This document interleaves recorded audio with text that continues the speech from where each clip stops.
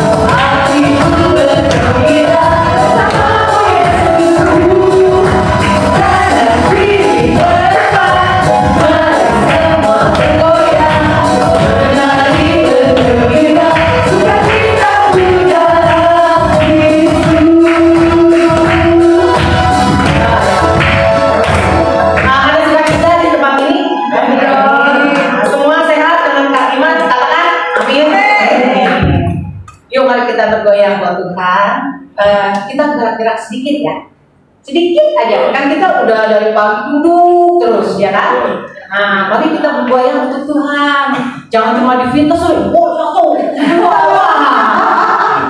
buat Tuhan ya mana gitu loh. Contohin Kak, contohin ya. Yuk kita gerak di yang sini, di kanan kiri ya.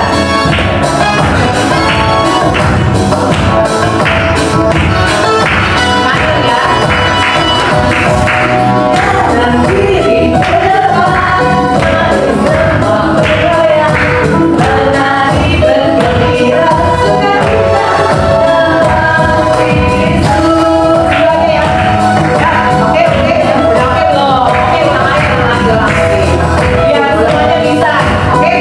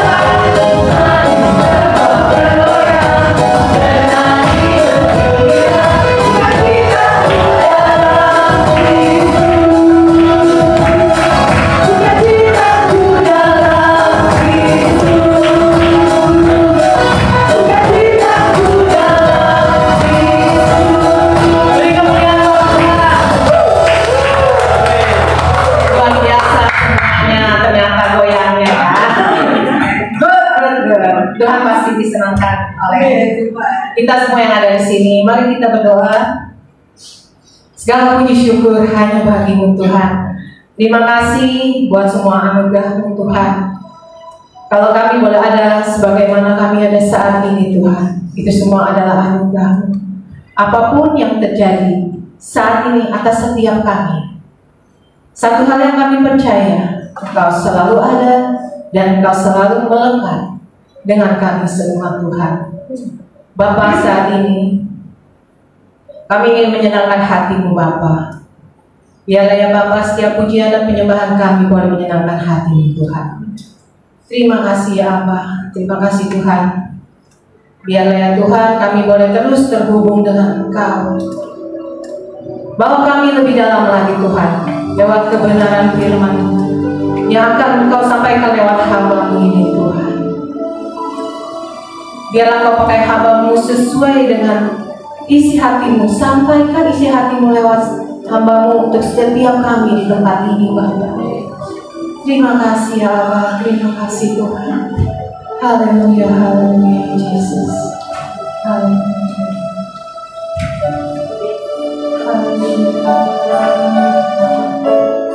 Terima kasih Tuhan.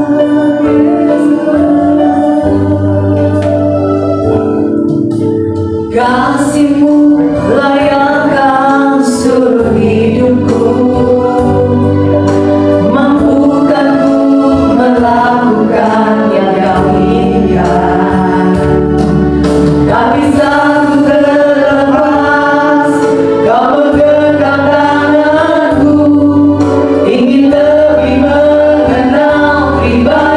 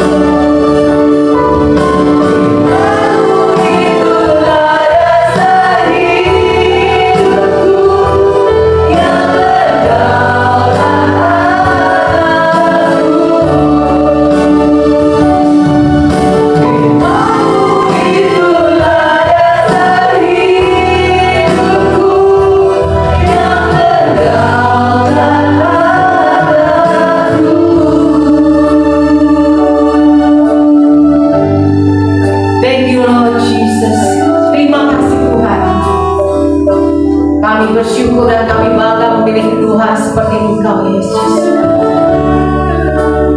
Terima kasih buat segala yang Kau berikan kepada kami, Tuhan. Biarlah ya Bapa, saat ini kami mau duduk diam di bawah kaki-Mu, Tuhan. Kami ingin mendengarkan setiap perkataan-Mu, Tuhan, lewat setiap firman-Mu yang akan memberikan kekuatan, yang akan memberikan kemenangan, yang akan membukakan setiap jalan dan pintu-pintu yang tertutup, asal kami tidak menyimpang ke kanan dan ke kiri.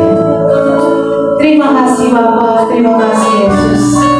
Kami bangga akan Engkau, Tuhan, dan kami mau menyerahkan pemberitaan kebenaran firman pada siang hari ini hanya ke dalam tangan-Mu saja, hanya di dalam nama Tuhan Yesus. Kami berdoa dan mengucap syukur. Haleluya. Amin. Saya bersalah kabarnya.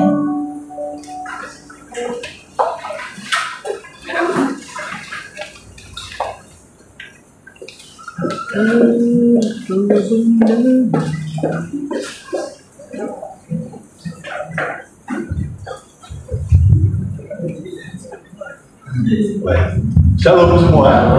Salam. Selamat siang, puji Tuhan. Senang sekali siang hari ini boleh ada lagi setelah udah hampir mungkin 4 tahun kali ya sejak ini saya nggak kesini, dan hari ini boleh lagi berada di tengah-tengah Bapak Ibu Saudara untuk menyampaikan kebenaran Injil Tuhan. Nah, saudara, kita mari langsung buka saja firman Tuhan. Ya. Hari ini saya mengambil judul khotbah berkat di dalam rumah tangga. Nah, bolehkah saya tahu siapakah sudah berumah tangga? Kebanyakan sudah ya, tapi ada juga yang tidak. Ini persiapan buat yang belum, gitu ya. Baik, Mazmur 127 ayat yang pertama sampai ayat yang kelima, saudara. Ya, Mazmur 127 ayat yang pertama sampai ayat kelima, demikian firman Tuhan. Kita akan baca bergantian. Saya membaca ayat yang ganjil, sementara Bapak Ibu Saudara membaca ayat yang genap. Ya, ayat pertama berkata begini: nyanyian ziarah Salomo, jikalau bukan Tuhan yang membangun rumah, sia-sialah usaha orang yang membangunnya. Jikalau bukan Tuhan yang mengawal kota, sia-sialah pengawal berjaga-jaga. Ayat 2, saudara. Sia-sialah kamu bangun pagi dan duduk sampai tengah malam, dan makan roti yang diperoleh dari setiap air, sebab Dia memberikannya kepada yang mencintai pada waktu itu. Sesungguhnya anak-anak lelaki adalah milik pusaka daripada Tuhan, dan buah kandungan adalah suatu upah. Seperti anak-anak panah di tangan pahlawan, demikianlah anak-anak pada masa muda. Berbahagialah orang yang telah membuat penuh tabung panahnya dengan semuanya itu, ia tidak akan mendapat malu apabila dia berbicara dengan musuh-musuh di pintu gerbang. Yang mengerti katakan amin. Amin. Saudara, saya akan mengawali khotbah saya dengan satu kesaksian, saudara. Ya, akhir daripada bulan Juni yang lalu, saya diberi kesempatan oleh Tuhan untuk pergi ke Turki. Ada yang sudah pernah ke Istanbul? Boleh datang? Belum.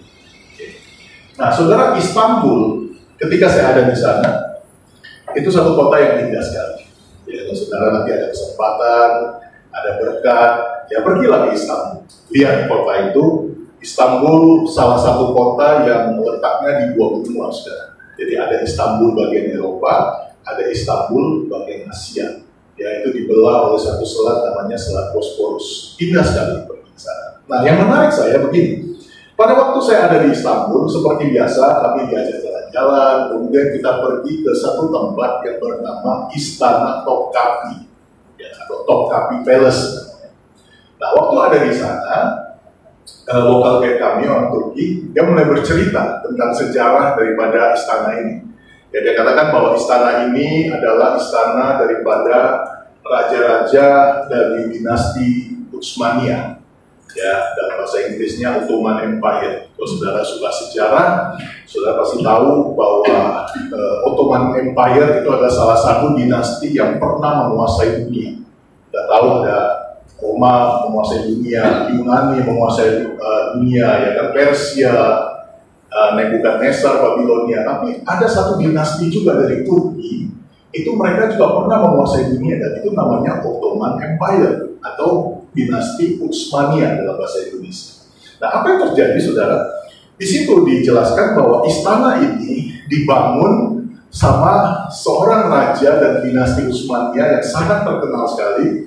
Nama aslinya adalah Mehmet Al-Fatih, atau orang Islam mengenal mereka dengan sebutan Muhammad Al-Fatih. Ya, Fatih dalam bahasa Turki artinya conqueror atau menang.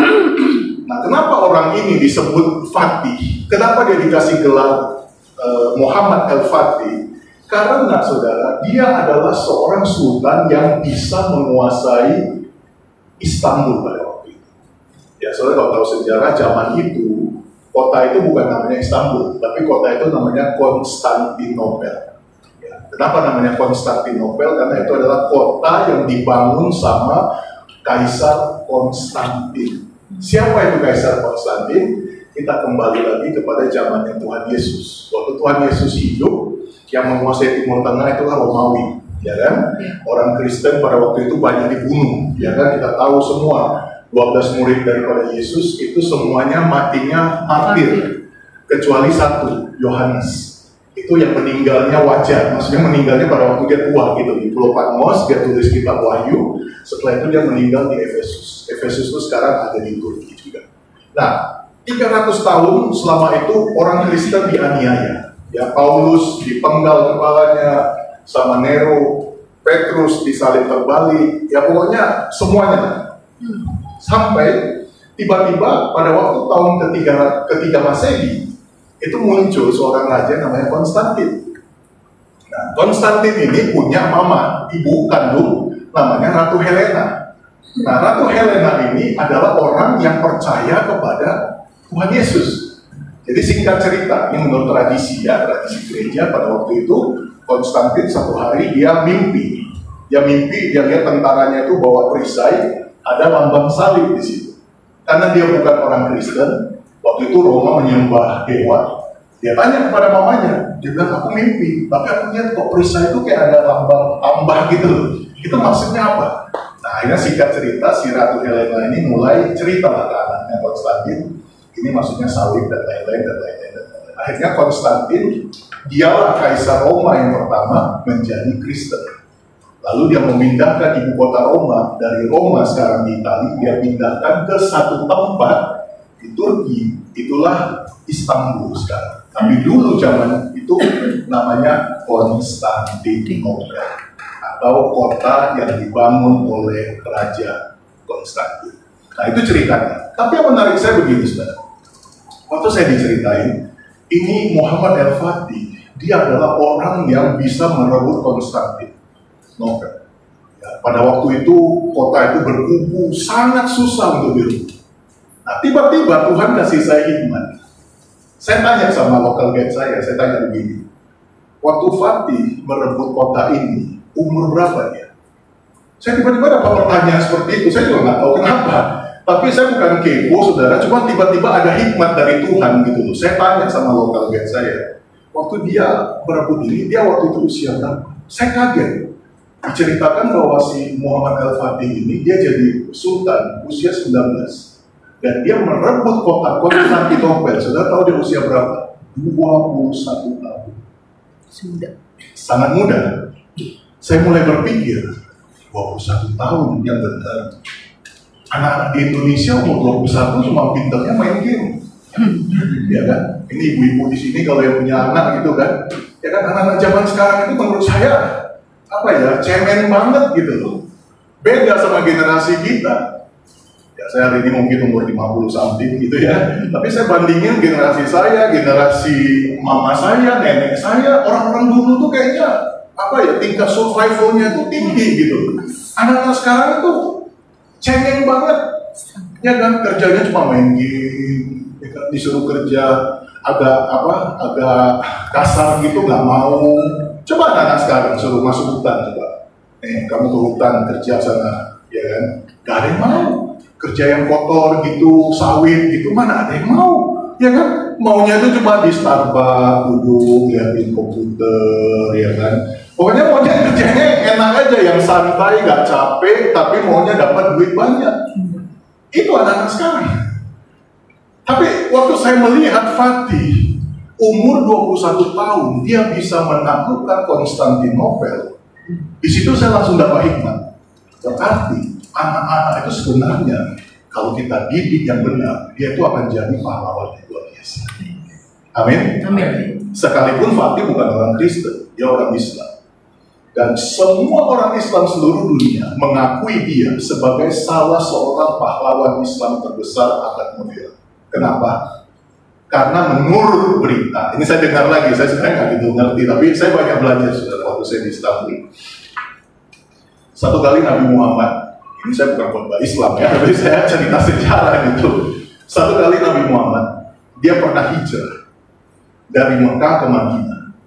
Dia bawalah sahabat dia, Abu Bakar.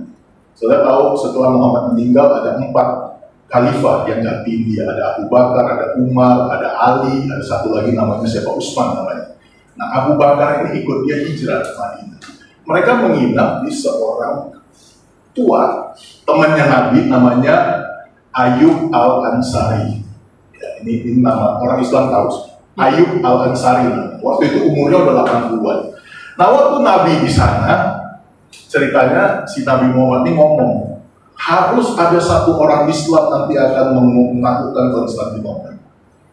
Jadi Nabi ini hadis, maksudnya kayak bernubuat gitu loh. Nanti satu kali pasti ada satu orang yang akan menaklukkan Konstantinopel. Nabi udah ngomong. Nah, si Ayub Ansari ini setelah dia dengar Nabi ngomong begitu, dia siapkan pasukannya. Dia berangkat ke Istanbul pada waktu itu, tapi dia nggak bisa menaklukkan Konstantinopel. Dan dia meninggal di situ. Sampai hari ini makamnya ada di sana. Kami juga pergi lihat. Ini loh makamnya Ayub Al-Ansari. Nah, orang satu-satunya yang bisa menguasai Konstantinopel itu siapa? Yaitu Muhammad Al-Fatih. Jadi dia itu menggenapkan apa yang dihadiskan oleh Nabi Muhammad. Makanya dia dianggap sebagai salah satu pahlawan Islam terhebat di abad modern. Nah, itu. Dan umurnya berapa? 21 tahun. Ingat itu baik. Nah, hari ini saya akan mengajak kita sama-sama melihat hubungannya apa dengan Alkitab. Ya, pada waktu saya dengar cerita itu, saya langsung tiba-tiba dapat ayat di firman Tuhan ini. Ya, saya langsung lompat saja ke ayat yang ketiga. Karena ayat pertama, ayat kedua itu pembahasannya cukup panjang. Tapi saya akan langsung aja lompat ke ayat yang ketiga. Dikatakan begini, sesungguhnya anak-anak lelaki adalah apa? Milik pusaka daripada Tuhan, dan buah kandungan adalah suatu upah. Seperti anak-anak panah di tangan siapa? Pahlawan. Demikianlah anak-anak pada masa muda. Cocok gak? Umur 21 seperti anak panah di tangan pahlawan. Sekarang tergantung pahlawannya siapa. Kan gitu? Yeah. Firman Tuhan bilang anak-anak itu kayak panah loh. Cuman masalahnya kalau kita nggak bisa manah, kacau mereka ini. Nah, oleh sebab itu hari ini saya akan bercerita tentang berkat dalam rumah tangga. Ya, karena keluarga itu menurut saya itu adalah perwakilan Tuhan di dalam dunia ini. Yang setuju katakan amin. Ya, saudara boleh hebat di gereja, boleh pintar khotbah, boleh pintar pelayanan, tapi kalau keluarga kita hancur dalam tanda kutip, kita nggak jadi berkat di sana, semuanya omong kosong. Ya. Percaya deh. Ya. Ada banyak orang yang pintar khotbah, kalau nasihatin jemaat pintar, ya kan? Kalau nyanyi pintar, segala macam pelayanan pintar, tapi keluarganya berantakan. Ya. Saya nggak tahu, saya pernah nggak bersaksi di sini. Saya dulu berasal dari gereja Injili, saudara, gereja Metodis. Saya punya gembala, doktor teologi. Saudara tahu kalau gereja Injili itu pendetanya kebanyakan pendeta keluaran, bukan pendeta kejadian. Paham nggak apa itu keluaran di sini? Kalau gereja-gereja sekarang kan banyak kan pendeta kejadian, jadi-jadian. Maksudnya nggak pernah sekolah teologi, nggak pernah sekolah Alkitab, backgroundnya pengusaha, dulunya mantan preman gitu, tiba-tiba jadi pendeta gitu loh. Nggak jelas, maksudnya dia belajar dari mana teologi, ya kan, ngajarnya juga ngaco gitu. Tapi kalau saudara berasal dari gereja-gereja Injili, ya kan, HKBP, GKI, saudara coba lihat, nggak ada di situ pendetanya itu yang model-model apa kejadian gitu nggak ada. Pasti semuanya itu MDH minimal, doktor teologi, baru boleh berdiri mimbar. Kan begitu ya? Nah, saya berasal dari gereja Metodis, saudara. Ini gereja Injili, ya. Gembala saya, pendeta saya, doktor teologi, lulusan Amerika. Apa yang terjadi? Saya kenal keluarga mereka karena kita sering main gitu ya. Dia punya 3 anak, ya. Anak yang pertama cewek meninggal karena apa? Bukan karena sakit, bunuh diri. Anak yang kedua namanya Daniel, cowok, jadi mualaf. Dulu Daniel, sekarang mungkin namanya Abdullah. Mungkin, saya nggak tahu. Dulu Daniel, mungkin sekarang namanya Muhammad. Ya, karena istrinya mungkin orang dari kepercayaan sebenar. Anak yang ketiga namanya Andrew, ya kan? Andrew ternyata bukan dapat Elizabeth, ya kan? Andrew dapatnya Andi, gitu, ya kan? LGBT, kan begitu, saudara. Nah, saya bingung waktu saya reuni sama teman-teman yang dulu kita alumni dari sekolah. Mereka cerita ke saya, kamu masih ingat nggak pendeta kita dulu? Saya bilang ingat kok. Wah, keluarganya kacau. Dia cerita gitu. Saya sedih, maksudnya kenapa begitu? Padahal bapaknya orang yang takut akan Tuhan, pelayanannya hebat, korbannya luar biasa, mengajarnya luar biasa. Tapi keluarganya hancur, anak-anaknya jadi begitu, ya kan? Nah, oleh sebab itu, saya selalu berkata bahwa keluarga itu adalah pelayanan kita. Amin, saudara. Amin. Layani dulu keluarga kita baik, baru kita melayani yang lain. Jangan terbalik. Banyak orang pelayanan itu jadi sebagai apa ya, kayak pelarian gitu di keluarga gitu, apa ya udah pelayanan aja, pelayanan terus keluarganya berantakan. Nah, firman Tuhan ingatkan satu hal yang kita harus pahami pada siang hari ini. Dia mengingatkan bahwa anak laki-laki adalah milik pusaka daripada Tuhan. Saudara, saya mau share 3 poin aja sore hari ini ya. Kenapa kita itu harus jadi orang tua yang menjadi berkat bagi anak-anak. Yang pertama, saudara, saya melihat gini. Gimana sih caranya kita itu bisa menjadikan anak-anak kita itu menjadi anak panah yang tajam? Nah, yang pertama, saya belajar, kita itu harus mengajar anak-anak kita sesuai dengan norma-norma firman Tuhan. Katakan bersama saya norma-norma firman. Norma-norma firman Tuhan. Jadi maksudnya gini, Bapak Ibu.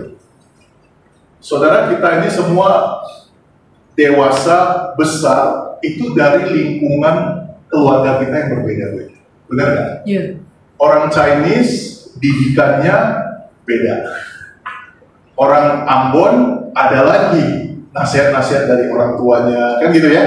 Orang Batak beda lagi, orang Jawa lain lagi.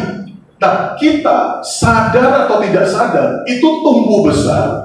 Kita memiliki prinsip, kita memiliki karakter, itu semua nggak bisa lari daripada didikan orang tua kita. Setuju? Yes. Jadi artinya apa? Kalau orang tua kita mendidik kita tidak sesuai dengan firman Tuhan, maka pada waktu kita dewasa, kita juga akan jadi orang yang tidak mengikuti firman Tuhan. Jadi ketika saudara dan saya kita punya anak, dari kecil kita harus tanamkan kebenaran firman Tuhan ini kepada mereka. Amin. Sehingga pada waktu mereka besar, itu sudah mendarah daging sama mereka. Ya, prinsip-prinsip firman Tuhan, value-value firman Tuhan itu sudah mendarah daging sama mereka. Nah, contoh, saya kasih contoh. Saya ini orang Chinese, asal dari Sumatera.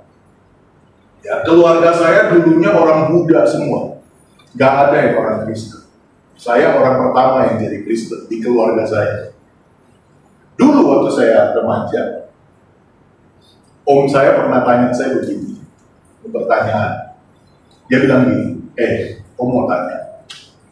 Kalau kamu nanti sudah dewasa, sudah menikah, punya istri, terus istri kamu berantem sama mama kamu, biasa yang mertua sama menantu juga sering kayak Tom and Jerry ya, gak cocok.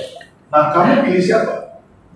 Kamu pilih mama kamu atau kamu pilih istri kamu? Nah, coba saudara jawab. Nih, saya mau tanya nih laki-laki yang di sini. Ayo Pak, pilih mana Pak? Pilih istri atau pilih mama? Pilih istri.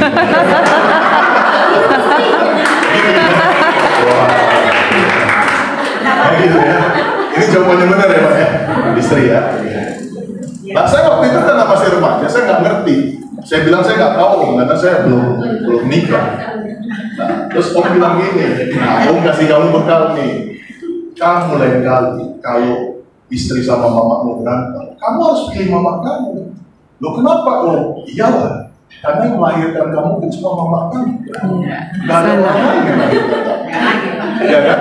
Kalau istri kan ya namanya istri, kamu cocok ya jalan, nggak cocok ya. Kita tambah gitu maksudnya. Lo pikir mobil apa kita tambah gitu kan? Iya kan?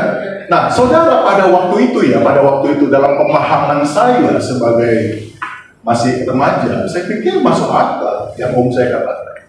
Ya benar juga ya. Kan yang melahirin saya mama saya apalagi kita dididik dalam tradisi Buddha, Chinese yang sangat kental harus menghormati orang tua. Saya pikir benar prinsip dia. Tapi setelah saya kenal kebenaran, saya udah tahu firman Tuhan bilang apa? Allah membenci perceraian, bukan hanya tidak suka, tapi Allah membenci perceraian. Jadi apapun alasannya, nggak ada istilahnya cerai dalam kamusnya orang Kristen. Setuju kan dengan Amin. Ya kan? Nggak ada istilahnya cerai. Ya sudah, dapat istri model kayak gitu, dapat suami model begitu, ya sudah, jalanin aja, nggak apa-apa. Makanya saya selalu pesan pada anak muda yang belum menikah, kamu nggak perlu mati dulu baru lihat surga dan neraka, lu salah nikah aja. Kamu udah bisa ngerasain apakah itu surga atau neraka. Benar, ya kan? Kita sering pikir, kalau kita mau lihat surga neraka tunggu meninggal dulu, kelamaan. Serius, kelamaan. Kamu salah pilih pasangan hidup aja, salah pilih suami, salah pilih istri, udah langsung ketahuan. Lu hidup di neraka atau lu hidup di surga? Ya kan? Sederhana seperti itu. Nah, puji Tuhan, istri saya sih, maksudnya orangnya baik, ya, dia maksudnya penurut gitu ya, dia nggak pernah konflik sama mama saya. Puji Tuhan, itu berkatnya saya, hokinya saya seperti itu. Jadi apa yang Om saya katakan nggak pernah terjadi dalam kehidupan saya. Amin. Nah saudara, hal-hal seperti itu kadang-kadang terjadi saudara. Kalau kita tidak pernah mendidik anak-anak kita dengan prinsip-prinsip firman Tuhan, maka hidupnya itu nanti kacau. Amin.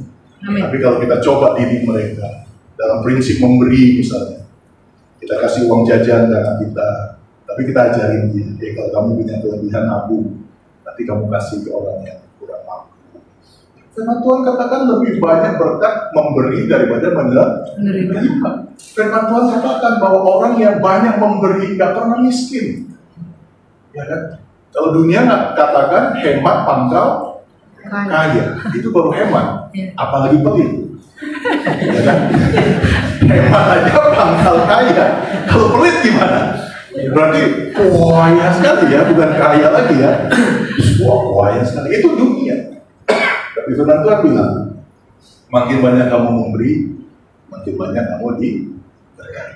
Amin. Amin. Jadi yang pertama kita harus ajar ya, anak-anak kita itu sesuai dengan firman Tuhan. Nah yang kedua, simpel aja, kita harus sering banyak mendoakan. Amin. Saudara, senjatanya orang Kristen apa sih? Doa. Betul nggak? Setuju nggak sih dengan saya? Amin. Hari ini kita sering dengar, kita nunggu bentar lagi gempa megatrust akan terjadi. Heboh semuanya. Gimana ini? Waduh, ini 9 skala Richter ini. Pulau Jawa akan terbelah 2. Itu orang-orang yang nggak kenal Tuhan. Betul kan? Tapi menurut saya waktu saya baca berita itu, ya, oke. Kalau Tuhan menyetujui kan gitu ya. Ya kan? Kan hanya itu. Yang diberitakan BMKG ya, dia bilang, oke, kita akan hadapi megatrust, tinggal tunggu waktu. Tapi saya tambahin lagi, itu masih belum titik, koma. Jika Tuhan menyetujui, mengizinkan. Kalau Tuhan nggak mengizinkan, apa yang mau terjadi? Betul kan? Dan saudara kita sebagai anak-anak Tuhan, apa senjata kita? Doa. Abraham berdoa buat Sodom. Ya kan? Bukan Tuhan mau hancurkan Sodom, enggak. Tapi kalau saudara baca baik-baik cerita tentang Sodom dan Gomora, Tuhan itu nego sama Abraham. Pernah nggak sih saudara mikir apa ke situ? Siapa Abraham sampai Tuhan itu harus nego sama dia? Dia kan Allah yang maha besar, istilahnya dia mutlak, dia mau lakukan apa itu kehendaknya Tuhan, betul ya?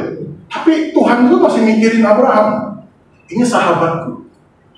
Dalam bahasa Arabnya Al-Khalil. Saya sering di Israel, saudara. Dan di Israel itu ada satu kota namanya Hebron. Di situ sampai hari ini masih ada makamnya Abraham, Ishak, dan Yakub. Ya, kalau kami ke sana, kalau saya bilang sama supir saya mau ke makamnya Abraham, mereka nggak paham. Tapi kalau saya bilang kita mau ke makamnya Al-Khalil, dia langsung tahu. Al-Khalil. Al-Khalil dalam bahasa Arab artinya sahabatnya. Jadi Abraham disebut sahabatnya Allah. Kenapa dia disebut sahabatnya Allah? Ya karena itu Tuhan dekat sama dia. Tuhan mau lakukan sesuatu, nanya dulu sama Abraham. Gimana nih? Kita mau hancurkan Sodom dan Gomora. Pendapatmu gimana? Abraham bilang, janganlah Tuhan. Kasihan dong kalau ada orang yang benar di situ, masa semuanya dihancurin. Ya udah, mau gimana Abraham? Coba kamu ngomong lah, kamu nego lah. Kalau ada 50 orang gimana? Oke lah, kalau 50 cincai lah. Dan sudah baca berikutnya, dari 50 ke 45 ke 40, ujung-ujungnya 10. Ini harga mati, udah gak bisa diskon lagi. Kan gitu. Dan kenyataannya Sodom dan Gomora memang gak ada 10 orang. Bukannya Tuhan mau hancurin Sodom dan Gomora, bukan. Tapi kuotanya gak terpenuhi. Hanya ada Lot, istri Lot, sama 2 anak perempuan Lot, sama 2 mantunya Lot. Cuma 6 orang benar. Yang lainnya tuh nggak benar. Makanya Tuhan, istilah saya tanda kutip, terpaksa menghancurkan Sodom dan Gomora. Bukan maunya Tuhan. Megatrust yang akan terjadi di Jawa, Jakarta. Di sini gereja orang percaya tuh banyak loh.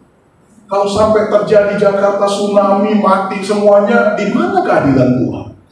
Betul kan? Tapi tugas kita tetap berdoa.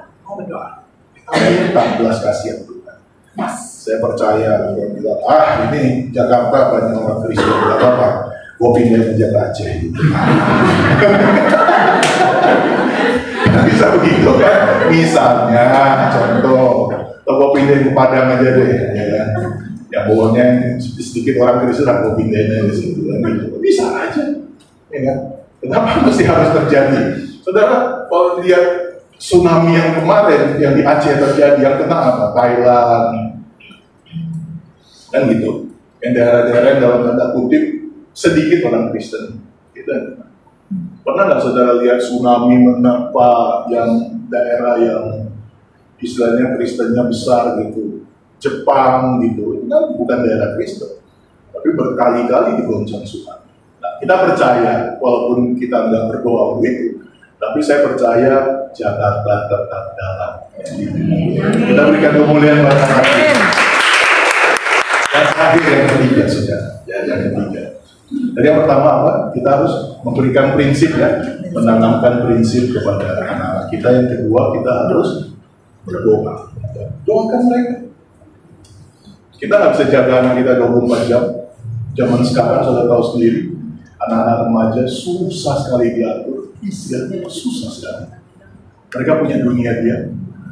Di depan kita mungkin dia bisa baik-baik, tapi siapa tahu di belakang kita dia narkoba, dia mungkin pergaulannya nggak benar.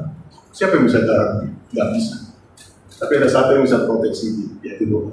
Amin. Kita serahkan dia sama Tuhan, dan Tuhan jaga ini, jangan sampai dia kena bahaya.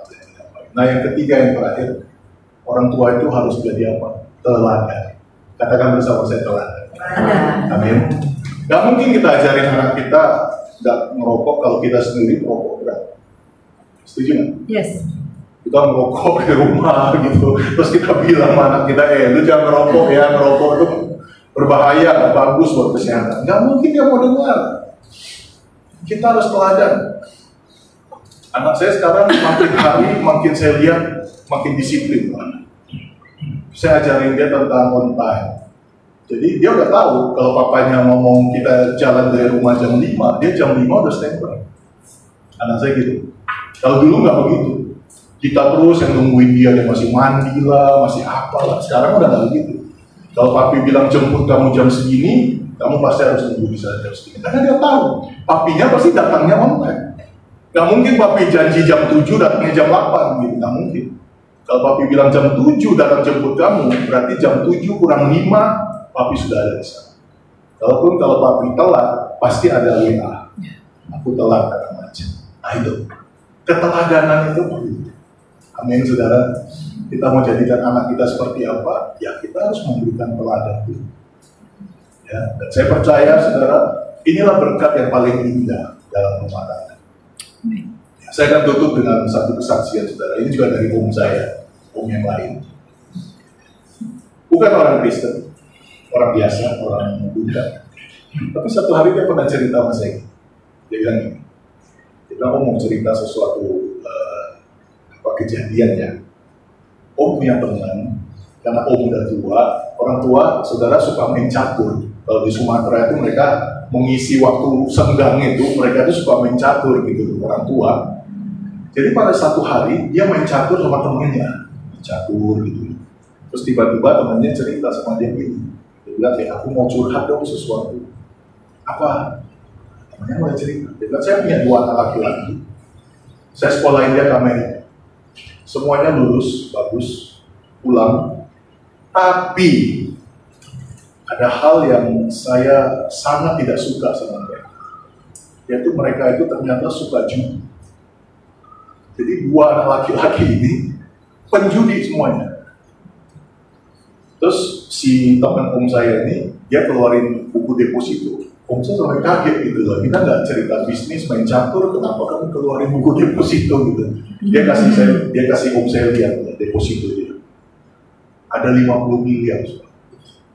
Ini 50 miliar yang saya bicara bukan sekarang ya. Ini 25 tahun yang lalu.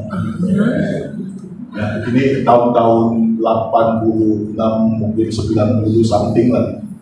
Kalau bisa bayangin, uang dulu 50M sama uang sekarang 50M pasti value-nya beda banget. Nah, dia kasih lihat om saya nih, kamu lihat ini deposito saya dari 50M.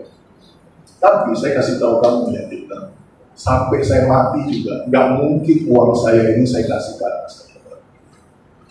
Saya punya uang itu, tapi saya tahu anak saya penjudi. Nggak mungkin saya kasih harta saya ke mereka. Habis dibikin mereka.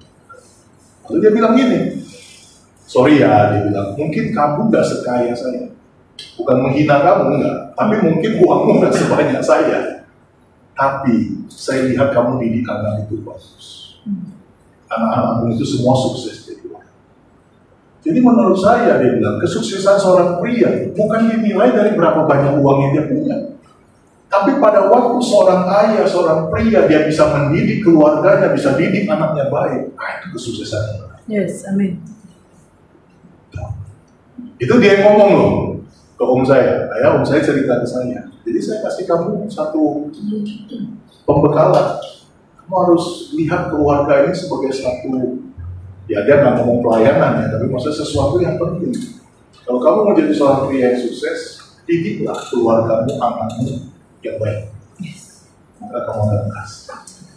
Amin. Amin. Saya berdoa biarlah kita semua di sini jadi orang-orang tua atau calon-calon orang tua yang akan menjadi seorang pahlawan. Amin. Anak-anakmu firman Tuhan katakan menjadi anak panah di tangan pahlawan. Amin. Ditembakkan sesuai dengan target yang Tuhan sudah sediakan. Kita berikan sekali lagi kemuliaan. Mari kita bangkit berdiri. Kita berdoa sama-sama. Bapak, hamba-Mu sudah selesai menyampaikan kebenaran isi hati-Mu. Hamba percaya Roh Kudus yang akan memberikan pengertian lebih lagi. Amin. Hamba terbatas dalam berbicara, tapi hamba percaya Roh Kudus tidak terbatas. Dan Engkau sendiri akan berbicara pribadi lepas pribadi manusia. Terima kasih Tuhan kalau Engkau membukakan satu rahasia besar bahwa keluarga itu adalah satu pelayanan yang luar biasa. Amin. Kalau kami berhasil memegang amanah tanggung jawab kami sebagai orang tua, sebagai suami, istri, ayah, ibu, maka kami mendapatkan perkenanannya. Mau berdoa biarlah jadikan kami semua anak-anak-Mu yang benar-benar Tuhan berikan hikmat supaya kami boleh menjadi Berkat di tengah-tengah keluarga kami. Anak-anak kami akan seperti anak panah di tangan Tuhan, dan akan berjalan dalam rencana Tuhan, berjalan dalam kehendak Tuhan, dan apapun yang Tuhan kehendaki itu semua terjadi dalam keluarga. Amin. Berkati Tuhan setiap anak-anakmu di tempat ini, berkati kami semua. Kami percaya dalam kebenaran firman Tuhan ini, yang sakit Tuhan sembuhkan, yang lemah Tuhan kuatkan. Maka kami yang saat ini membutuhkan jawaban doa daripada Tuhan, Engkau menjawab dalam kebenaran firman. Terima kasih Bapak. Terpujilah nama-Mu, dan dalam nama Tuhan Yesus semua sudah diberkati. Tuhan sama-sama katakan Amin.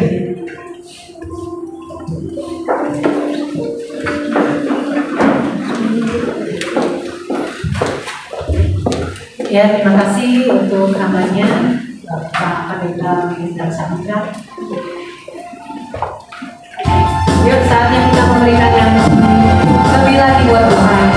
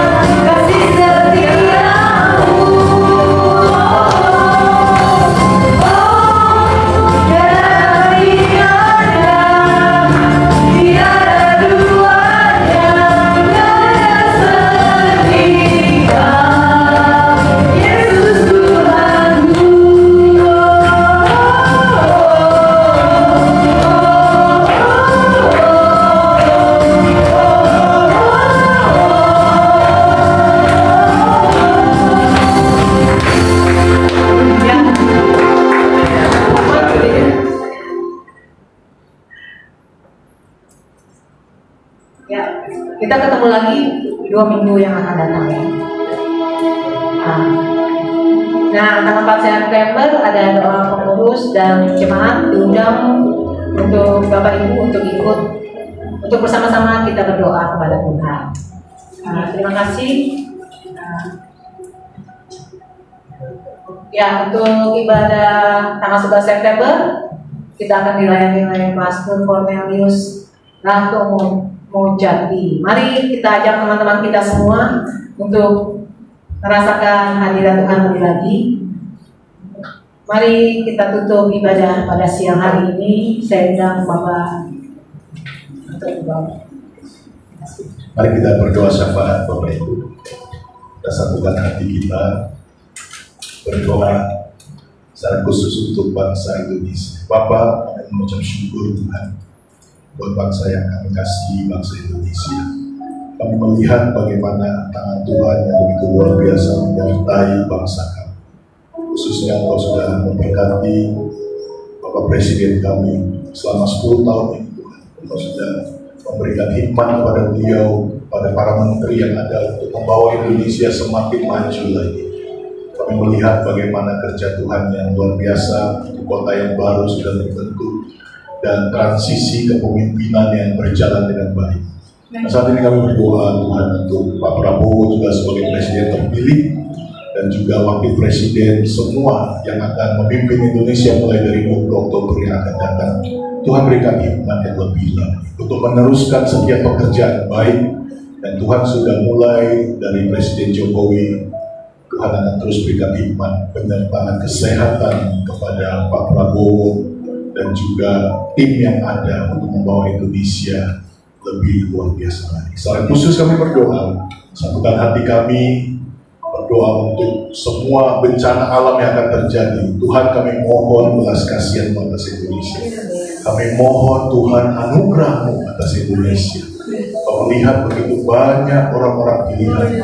Kau begitu banyak orang-orang yang mengasihi Tuhan yang ada di Indonesia. Biarlah kiranya Tuhan Kau jauhkan segala hal-hal yang tidak baik, segala bencana alam, segala tipu muslihat daripada kuasa kegelapan yang ingin menghancurkan bangsa kami. Tuhan jauhkan semuanya. Terima kasih Tuhan, kami percaya pasukan malaikat Tuhan menjaga Indonesia, menjaga setiap orang-orang benar, menjaga setiap gereja-Mu Tuhan. Kami percaya semua musibah itu akan dijauhkan. Terima kasih Bapak. Kami juga satukan hati kami berdoa untuk grup Barito Pasifik. Terima kasih untuk owner, untuk Pak Prayogo, keluarga, dan semua direksi yang ada. Tuhan berkati mereka berlimpah-limpah dengan roh yang takut akan Tuhan, dengan hikmat daripada Tuhan, sehingga perusahaan ini benar-benar Tuhan membawa satu kemuliaan bagi nama-Mu. Persekutuan doa di tempat ini juga Tuhan lindungi anak-anak-Mu di tempat ini, keluarga mereka, pekerjaan mereka, sehingga dari rumah ini selalu ada mesbah doa yang Tuhan dengar di tempat ini, berdoa untuk perusahaan ini. Dan kami percaya doa orang-orang yang benar bila dengan yakin didoakan sangat besar kuasanya. Lewat persekutuan doa di tempat ini akan banyak jiwa-jiwa dimenangkan, akan banyak keluarga-keluarga dipulihkan, akan ada banyak orang-orang yang berbeban berat, mereka akan bertemu Tuhan lewat ibadah di tempat ini. Terima kasih Bapak, terima kasih.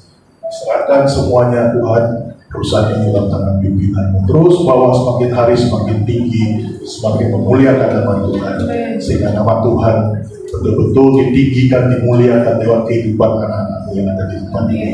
Dan orang-orang yang tidak mengenal Engkau, mereka boleh memuliakan Tuhan karena melihat Kristus hidup dalam setiap kehidupan setiap anak-anak-Mu yang bekerja di Barito Pasifik ini. Terima kasih Bapak. Kami akan kembali ke pekerjaan kami masing-masing. Mari saudara, kita siapkan hati kita dan kita angkat kedua tangan kita di hadapan Tuhan. Tuhan memberkati engkau dan Tuhan melindungi engkau. Tuhan menyinari wajahnya kepadamu, memberi engkau damai sejahtera. Dan Tuhan menghadapkan wajahnya kepadamu, memberi engkau kasih karunia. Oleh sebab itu, kekasih-kekasih Kristus, terimalah berkat damai sejahtera daripada Allah Bapa di dalam kasih sayang oleh Tuhan kita Yesus Kristus, dan persekutuan, penghiburan oleh Allah Roh Kudus beserta dengan kita, menyertai saudara semua mulai dari hari ini sampai Maranatha. Tuhan Yesus datang menjemput kita semua, bahkan sampai selama-lamanya. Semua yang percaya diberkati Tuhan, sama-sama katakan amin. Tuhan berkati.